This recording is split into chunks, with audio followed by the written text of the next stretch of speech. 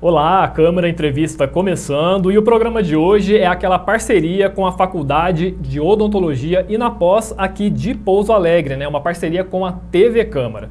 O tema de hoje é tratamento ortodôntico e ortopédico precoce nas más oclusões. Para falar sobre o assunto, a gente recebe mais uma vez aqui no Câmara Entrevista o Dr. Ademir Grossi, professor então do Inapós. Professor, seja bem-vindo mais uma vez ao Câmara Entrevista. Alberto, nós do Inapós, especialmente eu, né, agradeço a todos a oportunidade que nos têm dado aí semanalmente para esclarecer assuntos diversos dentro da odontologia. É um prazer estar aqui com vocês e é um prazer falar sobre aquilo que a gente viveu uma vida inteira. O tema de hoje aborda a especialidade que eu me formei e que me pós-graduei no primeiro plano, que foi a ortodontia e ortopedia facial. Então a gente fala isso com muita paixão e envolvimento aí, esperamos trazer umas informações úteis aí para o público que nos assiste. Professor Ademir, o que é a má oclusão, né? Vamos começar explicando esse termo aí para os nossos telespectadores. Pois bem, Alberto, o termo má oclusão diz respeito a um mau arranjo dos dentes nas suas bases ósseas. Esse arranjo inadequado dos dentes pode ser desde um espaço aberto, uma falta de espaço para um alinhamento perfeito, uma coordenação entre os arcos dentários superior e inferior, enfim, nós temos uma série de ações, de ocorrências que caracterizam a má oclusão, ou seja, o mau engrenamento dos dentes como um todo no complexo mastigatório. Agora, professor, por que é importante tratar já de uma forma precoce a questão da má oclusão? Então, essa é uma condição que é realmente muito abordada por nós, ortodontistas e ortopedistas, porque o tratamento precoce muito nos motiva a conduzi-lo pelo fato de que nós conseguimos minimizar o impacto dessa má oclusão quando ela chega na maturidade esquelética. Por exemplo, o meu filho apresentou alguns distúrbios de erupção dentária, que já caracteriza uma certa má oclusão. Se eu trato e eu tenho condição de fazê-lo precocemente, eu vou minimizar o impacto de um tratamento talvez mais invasivo na adolescência ou na fase adulta dessa criança, sabe? Então, condições que geram uma qualidade de vida melhor para as crianças que estão com os dentes e os maxilares em desenvolvimento, tanto do ponto de vista funcional, ou seja, aquela criança come melhor, respira melhor, se articula melhor, porque influencia inclusive na fala. E também tem a sua autoestima elevada. Quem não conhece aquela criança que sofre bullying na escola porque ocasionalmente tem os dentinhos tortinhos, abertos ou até protruídos? Então isso impacta muito no desenvolvimento psicossocial, inclusive da criança, bem como no seu desenvolvimento a nível de saúde como um todo. Então essas são as vantagens de fazer esse tratamento precocemente? Sim, essas são as principais vantagens. É lógico que a principal vantagem está correlacionada à saúde e o desenvolvimento mais adequado daquele indivíduo. Esse é o objetivo primário para quando nós viemos a instituir um tratamento dessa natureza.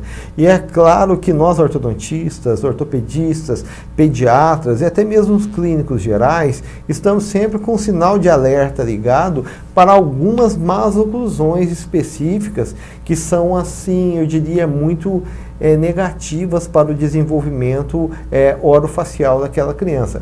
Por exemplo, uma mordida cruzada, uma mordida aberta, um padrão de crescimento inadequado, tipo com os dentes mais protruídos ou os maxilares mais protruídos.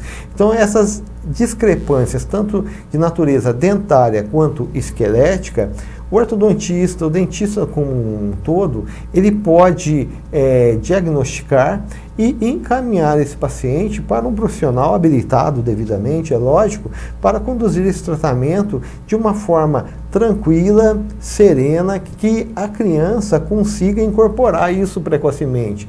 Porque haja visto que quem já usou algum tipo de dispositivo ortodôntico, eu não sei se foi o seu caso. Já usei.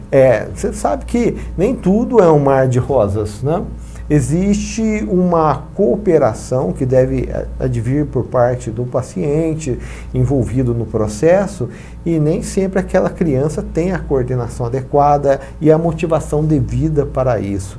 Então, o profissional treinado para esse fim, se ele identifica um padrão oclusal que é muito negativo, que necessita ser tratado com uma certa pressa, até mesmo, eu diria, quem sabe, uma urgência, ele orienta os pais responsáveis para que esse tratamento possa ser instituído e aquela criança tenha uma qualidade de vida melhor durante todo o seu desenvolvimento. Professor Ademir, quais são os principais objetivos do tratamento ortodôntico e ortopédico precoce? Então, está tudo relacionado ao que a gente já vem falando desde as entrevistas passadas, né? Instituir para a criança uma condição respiratória melhor, foi o tema da semana passada. Então nós podemos fazer aparelhos, algumas más oclusões, elas necessitam de ajuste transversal, expansivo.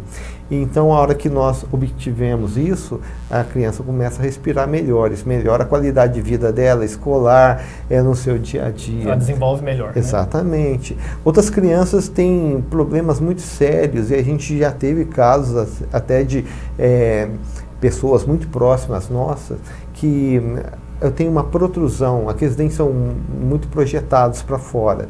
Se aquela criança se acidenta, você sabe que a criança ela está descobrindo o mundo, então ela não tem às vezes noção da gravidade de subir num sofá e pular e cair, ou ocasionalmente bater o dentinho.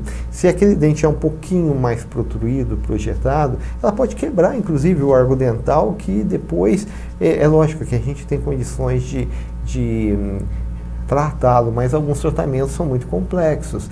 E isso tudo pode ser evitado num tempo determinado pelo ortodontista, pelo ortopedista, que se aplique melhor determinados procedimentos para que aquelas situações que são situações de risco possam ser minimizadas e até mesmo eliminadas no primeiro plano.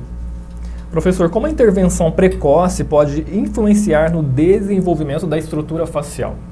Então, a hora que a criança já está respirando melhor, se alimentando melhor, ela cresce melhor. Ela cresce melhor. Então, o crescimento, não só estatural, mas o crescimento crânio-facial é de vital importância para o desenvolvimento dos nossos arcos dentários. Uma vez que a gente elimina fatores que estão tirando esse arco dentário de uma normalidade que permite o seu emprego adequado no processo mastigatório, por exemplo, aquela criança cresce muito melhor. Ela crescendo melhor, o benefício advém do tratamento. Então, sempre que a gente pode, nós instituímos, né, condições terapêuticas, e daí eu tenho uma série de aparelhos e não dá para falar que esse é melhor que aquele, né?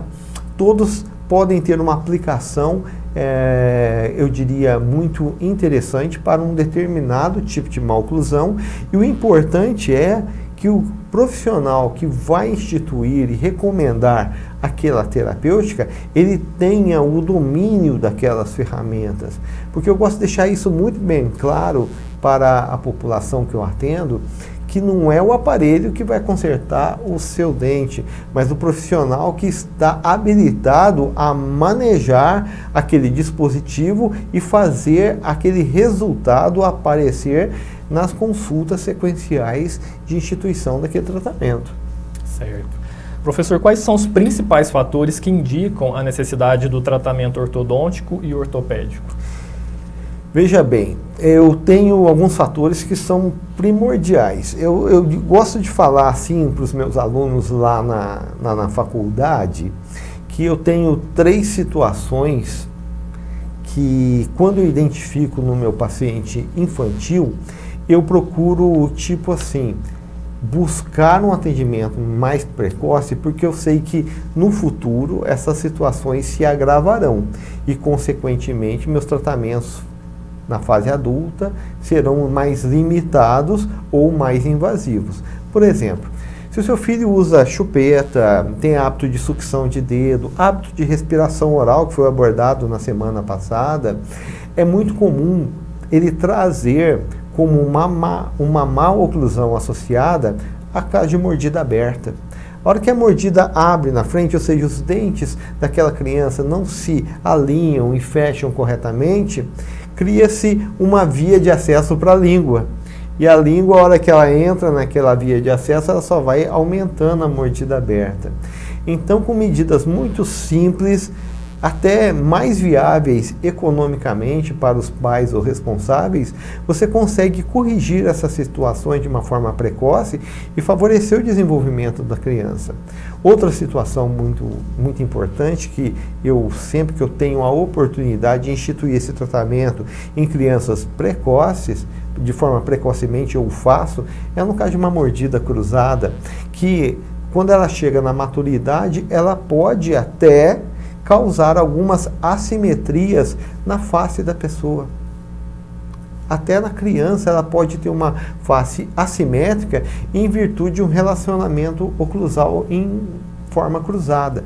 Então, se essa criança chega na maturidade com aquela assimetria, pode ser que no futuro eu não consiga resolver plenamente aquela assimetria só pelo descruzamento dentário.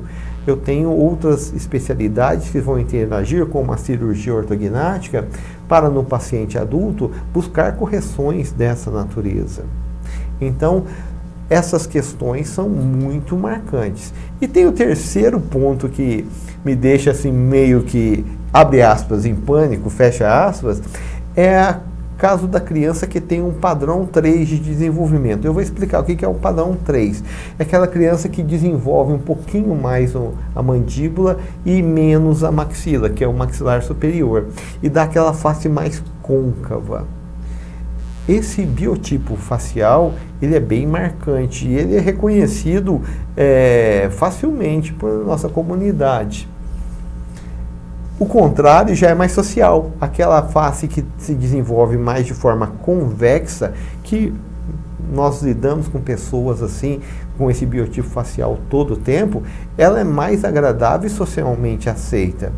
Então, o impacto dessa maloclusão de classe 3, como nós chamamos, ela é muito negativo no transcorrer do amadurecimento do paciente.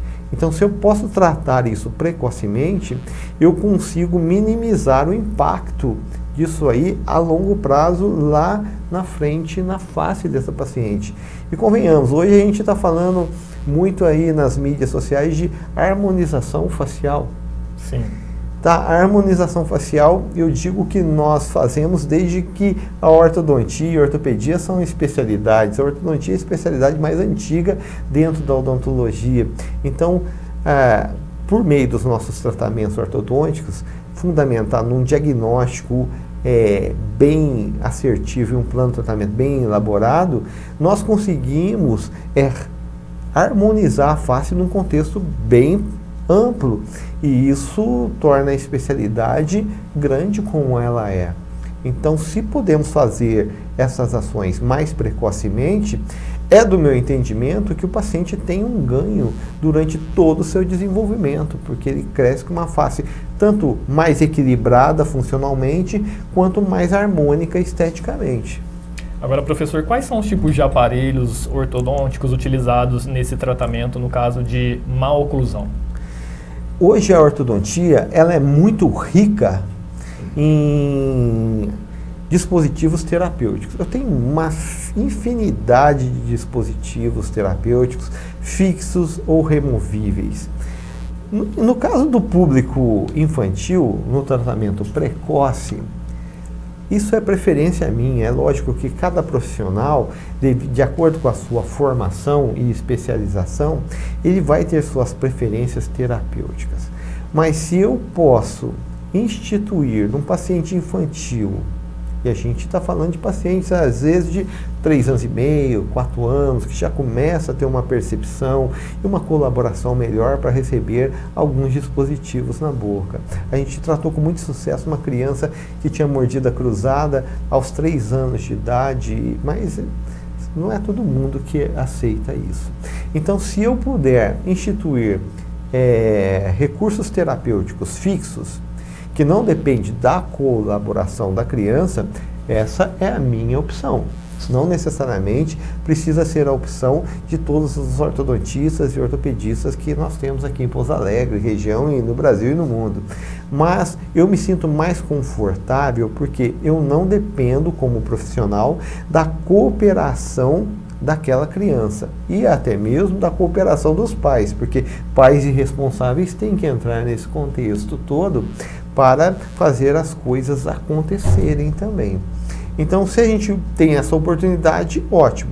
Mas há situações que eu resolvo um processo de forma muito tranquila e eficiente com dispositivos removíveis, o que dá um certo conforto para a criança na hora de fazer a higiene oral, na hora de fazer a alimentação de alguns alimentos que ela usa no dia a dia. Então, ela pode remover, se alimenta, depois aplica de novo. Havendo a disciplina, isso é ótimo. Então, não digo que tem um aparelho melhor. Tem aquele aparelho que se adapta melhor à condição instituída pelo profissional e tem um aceite e a cooperação do paciente para buscar a solução dos seus problemas. O senhor adiantou um pouquinho que fez o tratamento numa criança de 3 anos, né? Mas qual a melhor época, então, para iniciar o tratamento ortodôntico e ortopédico precoce? E aí eu tenho uma dúvida. No caso das crianças, elas precisam estar já com a troca do dente, do leite para o permanente? Tem essa questão? Os pais, às vezes, se preocupam com essa questão. Essa pergunta foi excelente. Porque na verdade, nós somos muito questionados nesse contexto. Qual a melhor época para levar meu filho? Depende da oclusão que ele está se desenvolvendo. Se ele tem um hábito parafuncional e aquilo está alterando a oclusão dele de forma negativa, se eu puder fazê-lo o mais precocemente possível e se ele se envolve naquele contexto, ótimo para a gente. Tanto para a gente, paciente, quanto para eu, profissional. Agora, eu preciso esperar a transição completa dos dentes de leite? Depende também.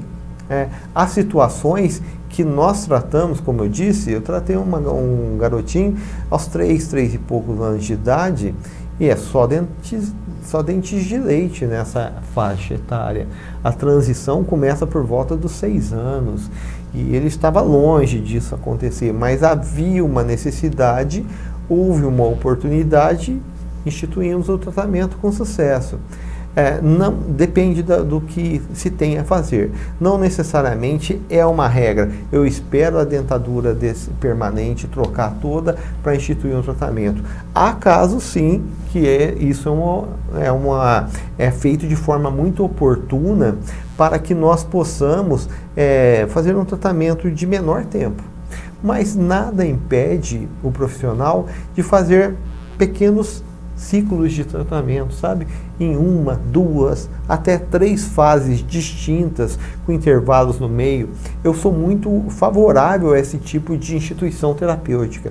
Eu faço uma fase, resolvo aquele problema que eu acho importante para o meu paciente, ele fica numa alta supervisionada, ele retorna ao consultório de tempos em tempos para supervisão, revisão, e se há um novo desenvolvimento, a gente institui um segundo tempo de tratamento. Eu observo que neste contexto, nós conseguimos ter um manejo muito mais tranquilo dos problemas oclusais que essa criança está desenvolvendo, tanto para o ortodontista quanto para o paciente. E nós temos a oportunidade de acompanhar aquela criança ao longo do seu desenvolvimento. E a gente já deixa a dica que um tratamento ortodôntico, ele nunca para, né? Você já fez um tratamento ortodôntico, como você me disse, Alberto, e ele exige um controle até posteriormente ao seu tratamento. Então, queremos manter nossos dentes alinhados, vamos contê-los. E essa contenção, aí é assunto para uma outra conversa que vai durar bastante tempo. Mas a gente gosta de manter a contenção a longo prazo. A gente supervisiona alguns pacientes lá com mais de 20 anos pós-tratamento e está com a contenção lá em dia. Vou tirar hoje, Ademir? Não, deixa aí mais um pouco, ela está mantendo, você consegue higienizá-la, então, perfeito. Certo. Professor, então qual a importância da colaboração entre ortodontistas, pediatras e outros profissionais de saúde na abordagem do tratamento precoce das más oclusões? Olha, eu digo que a ortodontia, ela necessita dessa multidisciplinariedade. É um tratamento multidisciplinar, porque ocasionalmente o nosso paciente chega, ele não chega no meu consultório no primeiro plano, ele chega no consultório de um pediatra. O pediatra identifica aquela condição e solicita um suporte. Eu faço uma avaliação, pode ser que eu identifique uma condição respiratória que não me compete. Eu tenho que buscar um médico, por exemplo, para suportar alguma especialidade que não está fora do meu contexto de atuação. Então, eu creio que essas questões assim multidisciplinares trazem um benefício muito grande para o tratamento como um todo do nosso paciente. Há situações que eu preciso, por exemplo, de uma profissional da fonoaudiologia para me dar um suporte mais dirigido em algumas questões miofuncionais. Então, estes envolvimentos são necessários, são oportunos e se complementam ao longo de uma terapia de uma forma única, globalizada. E certamente o nosso paciente que está passando por esse tratamento, num primeiro plano, ele até não tenha identificado tantas necessidades, mas são intervenções que se completam para o benefício daquele caso como um todo. E eu acho que tem que acontecer isso aí. Tá certo. Doutor Ademir Grossi, professor da Faculdade na Pós, obrigado pela sua participação aqui no Câmara Entrevista. Eu agradeço mais uma vez, eu espero ter contribuído para vocês com esse tipo de informação e a gente pretende estar aqui durante algumas semanas trazendo informações gerais sobre odontologia para você, para a sua família e para quem possa fazer uso dessa informação na sua vida. Grande abraço a todos, obrigado mais uma vez pela participação aqui. Obrigado, professor. E o Câmara Entrevista fica por aqui, a gente te espera no próximo programa. Até lá!